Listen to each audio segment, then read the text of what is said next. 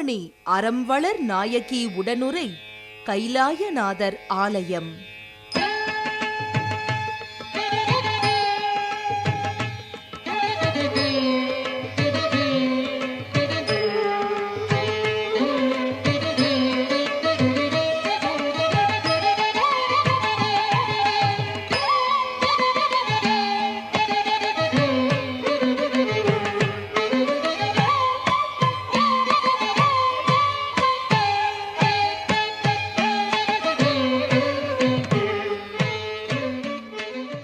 वागर्था विवसंपृक्तौ वागर्थ प्रतिपत्तये जगतः पितरौ वन्दे பார்வதி பரமேஸ்வரௌ. தொண்டை நாடு என்றால் தொண்டு செய்ய, அதாவது இறைவனுக்கு தொண்டு புரிய, மக்கட்கு தொண்டாற்ற விரும்பு எனும் பொருள் விரிக்கும். இந்த நன்னாடு சான்றோர் தம் நினை வாழ்வால் ஏற்றம் பெற்று மெளிர்வதாம். இத்தொண்டை நாட்டிலே புகழொளி வீசும் திருத்தலங்கள் ஏராளம். இன்றைய திருவண்ணாமலை மாவட்டத்தில் அடங்கிய ஆரணி தாலுகா அன்றைய சத்திய விஜயநகரம் ஜாகீர் ஆளுகைக்கு உட்பட்ட பகுதியாக இருந்தது. ஆரணி ஜாகீர்தாரர்கள் 17 சிவாலயங்களுக்கு நித்திய பூஜைகள் வழிபாடுகள் செய்து பராமரித்து வந்துள்ளனர். அவற்றுள் ஒன்று ஆரணி நகரில் கோட்டையின் வடமேற்கு திசையில் கோயில் கொண்டு எழுந்தருளியுள்ள கைலாயநாதர் ஆலயமாகும். இங்கு திங்கக்கிழமை தோறும் இளநீர் அபிஷேகம் நடைபெறும். பிரார்த்தனை பண்ண உத்தியோகம் இல்லாதவர்களுக்கு உத்தியோகம் கிடைக்கும். திருமணம் ஆகாதவர்களுக்கு திருமணம் நடைபெறும். ஆன்மீக பெருமக்கள் வருகின்ற அவர்கள் வைக்கின்ற கோரிக்கை நிறைவேறுகின்ற காரணத்தினால் அனைத்து பக்தர்களும் அடிக்கடி இங்கே வந்து அவர்கள் தரிசனம் செய்து கொண்டிருக்கிறார்கள். குறிப்பாக அவர்களுடைய வியாபாரம் இல்லாத நிலைமை இருந்தால் அவர்கள் வழிபடும் போது அவர்களுக்கு வியாபாரம் நடப்பதும், திருமணம் ஆகாதவர்கள் வந்தால் வந்து கோரிக்கை வைத்தால் அவர்கள் வீட்டிற்கு திருமணம் நடப்பதும் பல வகையில் இல்லை அவருடைய கோரிக்கைகள் நிறைவேறுகின்றன. கைலாயம் சென்று ஈசனை வணங்கினால் கிட்டும் புண்ணியம் ஆரணியில் உள்ள கோட்டை கைலாயநாதரை வணங்கினால் கிட்டும். இக்கோயில் 13ஆம் நூற்றாண்டில் கட்டப்பட்டதாக கருதப்படுகிறது. வல்லபகோட்டை கைலாயநாதர் நுழைவு வாயிலில் இடப்பக்கம் மேற்கு நோக்கியவாறு விநாயகர் சன்னதி அமைந்துள்ளது. நேர் எதிரே வெளிப்பிரகாரத்தில் மா, வன்னி, வேப்பன் இணைந்த மரத்தடியில் விநாயகர் அருள் பாலிக்கிறார்.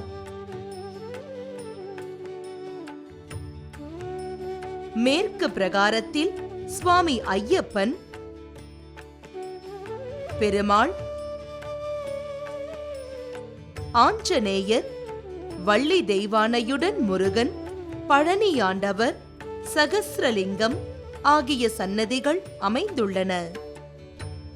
இங்கே வந்து தட்சிணாமூர்த்தி சன்னதியில் 16 அடி தீபம் ஏற்றி வழிபடுவது மிகவும் சிறப்பு. இங்கே தட்சிணாமூர்த்திக்கு வரும்போது மஞ்சள் துண்டு, தேங்காய், வெத்தலைப்பாக்கு, பழம், பூ, பழம் இதுவெல்லாம் கொண்டு வந்து சுவாமியை தரிசிக்கலாம். வடமேற்கு திசையில் அறம்வளர் நாயகி அம்பாள் கருணையோடு அருள் பாலிக்கிறாள். அம்பாளுக்கு முன்புறம் நவகோள் நாயகர்கள், ஸ்வர்ண ஆகர்ஷண கால பைரவர், சனீஸ்வரர் தனிச்சன்னதி, சூரிய சந்திரர் ஆகியோர் ஆலயங்கள் சுற்று பிரகாரத்தில் அமைந்து அருள் பாலிக்கிறார்கள். நர்தன விநாயகர், தட்சிணாமூர்த்தி, திருமால், நான்முகன், துர்க்கை, சண்டிகேஸ்வரர் ஆகியோர் புது பொலிவோடு அருள் பாலித்து வருகிறார்கள். சிவகாம சுந்தரி நடராஜ பெருமான் சன்னதியும் கைலாயநாதர் சன்னதியில் அமைந்துள்ளது. நடராஜர் சன்னதியில் சோமவார வழிபாடு நடைபெற்று வருகிறது.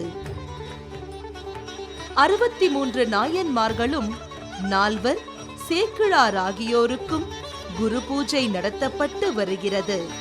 கைலாயநாதரின் லிங்க திருமேனி காண்பவரது உள்ளத்தில் தெளிவு ஏற்படுத்தி மனநிறைவு தரும்படியாக அற்புத காட்சியளிக்கிறார். புதியதாக அம்பாள் சன்னதியில் பள்ளியறை அமைக்கப்பட்டுள்ளது. சிவபெருமானே முழுமுதற் பரம்பொருளாக விளங்கும் தெய்வம் ஆவார். சிவமாம் தெய்வத்தின் மேல் தெய்வம் இல்லை என்பது ஆன்றோர் மொழி. மகாதேவன், தேவாதி தேவன் என்பன சிவபெருமான் ஒருவரையே குறிக்கும் பெயர்களாகும். சிவாலயங்கள் அத்தெய்வத்தின் திருவருளை பெறுவதற்குரிய இடங்கள்.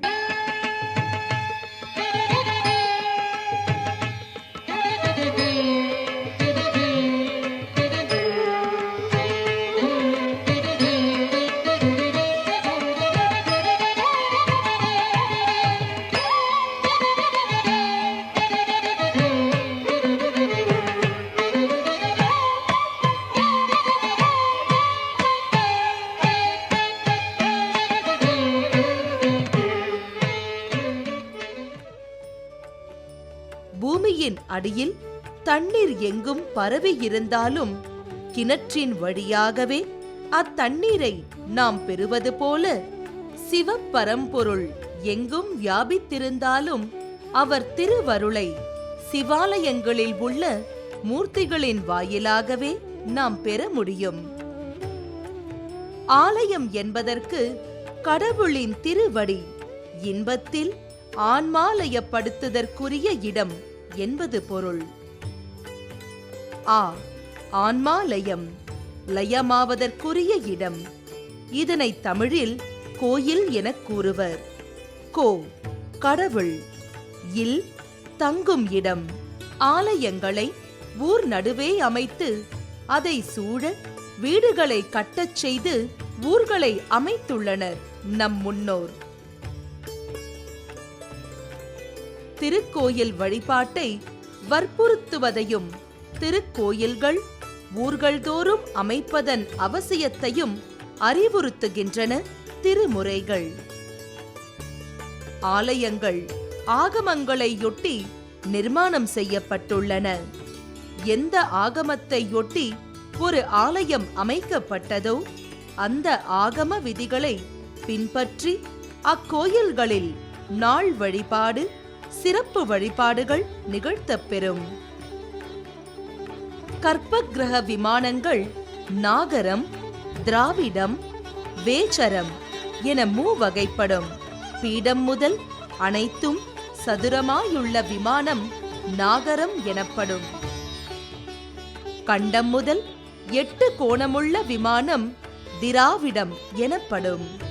ஆண் விமானமாக நாகரத்தையும், பெண் விமானமாக திராவிடத்தையும், அலி விமானமாக சேவரத்தையும் கூறுவர். விமானத்தின் கீழ்ப்புறம் முருகனையும், தென்புறம் தக்ஷிணாமூர்த்தியையும், மேல்புறம் விஷ்ணுவையும், வடபுறம் பிரம்மனையும் சுதையால் அமைப்பர். விமான மேல் பாகத்தில் இடம், பூதம் முதலிய கதைகள் அமைக்கப்பெறும்.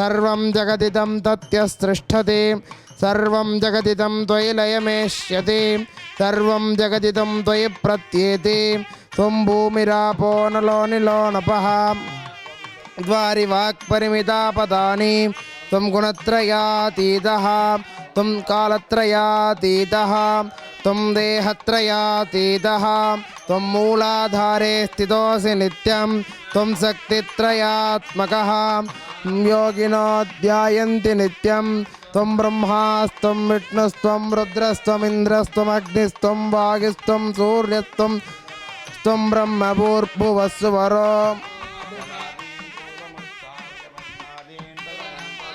गकारः पूर्वरूपम् अकारो मध्यमरूपम् अनुस्वारश्चान्त्यरूपं बिन्दुरुत्तररूपं नादसन्धानं सगुंहिता संतिः सगिषा गणेश विद्यात् कनकऋषिः निचिर्गायत्री चमतः श्रीमहागणपतिर्देवता ॐ गं गणपतये नमः एकदन्ताय विद्महे वक्रतुण्डाय धीमहि तन्नो दन्ति प्रचोदयात् एकदन्तं चतुर्हस्तं पाशमङ्कुशधारिणं हस्ते बिभ्राणं मूषिकध्वजं रक्तं लम्बोदरं शूर्पे कर्णकं रक्तवाससं अनुलिप्ताङ्गं रक्तपुष्पैः सुपूजितं भक्तानुकम्पिनं देवं जगत्कारुणमच्युतं सृष्ट्यातो भृगुदे तुरुडात्तरम् एवं ध्यायते यो नित्यं स योगी योगिनां वरः तपतगे नमो गणपतगे नमः प्रमथपतगे नमस्ते अस्तु लम्बोदराय एकदन्ताय विघ्नविनाशिने शिवसुताय श्रीवरदमूर्तये नमः योदीते सब्रह्मभूयाय कल्पते सर्वविघ्नैर्न बाध्यते सर्वतः सुखमेतते स पञ्चमहापादकोपपादका प्रमुच्यते मदीयानो दिवसकृतं पापं नाशयते तदीयानो रात्रिकृतं पापं नाशयते प्रातः प्रियं च नो पापो भवते धर्मार्थकाम्यमोक्षं च विन्दते इदमथर्वशेरिरमतिष्याय न देयं यो यदि मोहात् दास्यति स पापीयान् भवति सहस्रावर्धनार्घ्यम्यं काममदेते तं तमनेन साधयेत् यदन्नेनातिरोहति एतावानस्य महिमा ततो ज्यायागश्च पूरुषः भूतानि त्रिपादस्यामृतं दिवि त्रिपादोर्ध्वभूतैः पुरुषः पादोऽस्येहाभवात् पुनः ततो विश्वं व्यक्रामते शासनानसने अभि तस्मात् विराजजायत विराजो अधिपुरुषः स जातो अत्यरिष्टदा पश्चात् भूमिमतो पुरः यत्तुरुडेन अविषा देवा यज्ञमदन्वदा वसन्तो अस्यासीधाज्यम् शरदभिः सप्तास्यासन्परिदयः त्रिसप्तसमिधकृताः देवायज्ञं तन्वाणाः अपत्नं पुरुषं पशुं तं यज्ञं बर्गिषि प्रोक्षन् पुरुषं जातमकृतः तेन देवा अयजन्त तस्मात् सर्वहुतः तस्नम्षदाज्यं पशोगस्तावचक्रे वायव्यान् न्यां ग्राम्यास्तके तस्मात् सर्वहुतः निजग्निरे सन्दाकुं तिजग्निरे तस्मात् अजावयः यत्पुरुषं व्यदतुः कदिदा व्यकल्पयन् मुखं किमस्य कौ बाहौ का भूरोपादावुच्येते ब्राह्मणोऽस्य मुखमासीत् बाहुराजन्यकृतः उरोदतस्वयद्वैस्यः विश्वन्नारायणं देवमक्षरं परमं पदम् विश्वन्नारायणगुं हरिं विश्वमेवेदं पुरुषत्तद्विश्वमुपजीव पतिर्विश्वस्यातेश्वरगुं शाश्वतगुं शिवमच्युतं यनं महाज्ञेयं विश्वात्मानं परायणम्